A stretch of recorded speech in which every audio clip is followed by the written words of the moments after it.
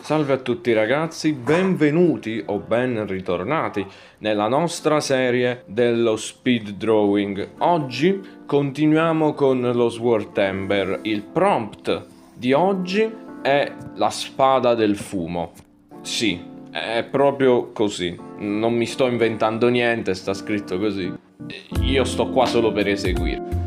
Tuttavia ragazzi, devo dirvi la verità, è stato un pochino complicato, un pochino tipo tanto complicato a capire come effettivamente dovevo portarvelo questo effetto del fumo, perché poi un problema era dare questo effetto solamente alla spada, un altro problema era magari darlo a tutto il disegno o al guerriero che porta questa spada, perché fino adesso noi abbiamo fatto assieme alla spada anche il guerriero che la porta. E quindi mi sembrava giusto fare una sorta di cavaliere anche lui fumogeno in un certo senso. Il problema è che per l'appunto non sapevo come dovevo portarvelo, questa sorta di cavaliere sigaro con una spada in mano, che anche se è un sigaro poi, quindi era tutta una scoperta. Devo dirvi la verità ragazzi, ho fatto un po' di cose a caso, e per cose a caso nel senso che un po' ho cercato nelle reference e un po' mi sono inventato io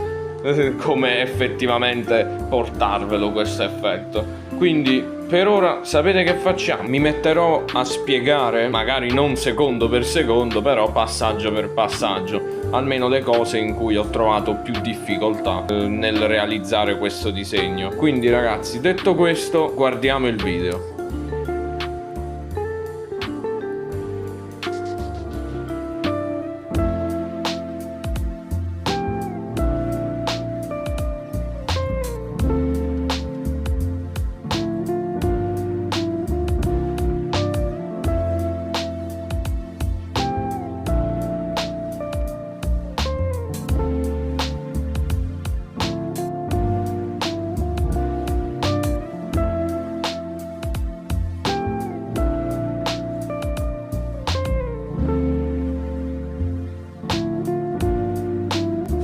Ecco ragazzi, qua ho contrastato un po' l'immagine così riuscite a vedere meglio il disegno. Qua che cosa ho fatto? Qua come potete ben vedere le mani, le braccia non sono attaccate al torso come normalmente dovrebbe essere. Diciamo che ho voluto dare una sorta di cavaliere fantasma vibe, dove per l'appunto tra gomiti, braccia, avambracci sta del vapore, del fumo per l'appunto tra di loro. Infatti anche la spada è vapore, e siccome volevo dare quel vibe di fantasma ho deciso di togliergli le gambe e rimpiazzarlo con una nube di fumo. Questo è quello che dovevo dire, ritorniamo al video.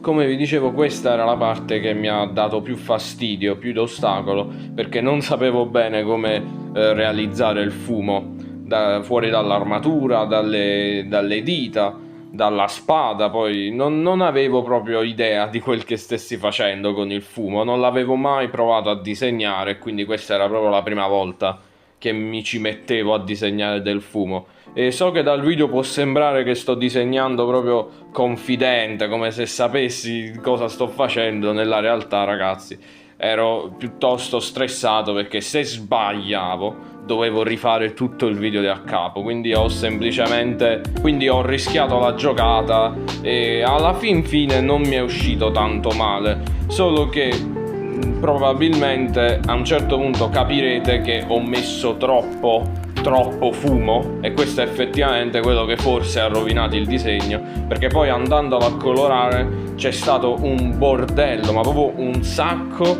di roba che dovevo colorare. Avevo paura che si sovrapponesse troppe immagini, troppo fumo e uscisse un risultato sbiadito, brutto. E vi devo dire la verità, non è che si è rovinato il disegno, però forse c'era un modo migliore per fare quel che avevo in mente. Credo che voi abbiate capito che cosa volevo fare, l'ho spiegato tra virgolette a fondo. Forse c'era un modo migliore per farlo, tuttavia questo è il risultato, questo è quello che mi è uscito. Tuttavia vi voglio rivelare come ho fatto questo effetto ombreggiante che ho dato anche al fumo.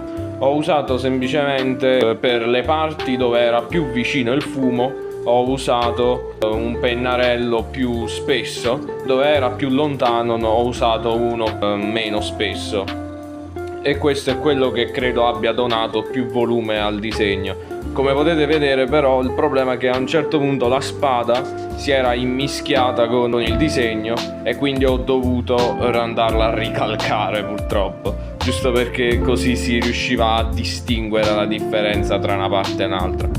Detto questo ragazzi, questo è il risultato, spero che vi sia piaciuto. Se vi è piaciuto lasciate like, iscrivetevi al canale e scrivetemi nei commenti che cosa vorreste la prossima volta. Detto questo, a domani.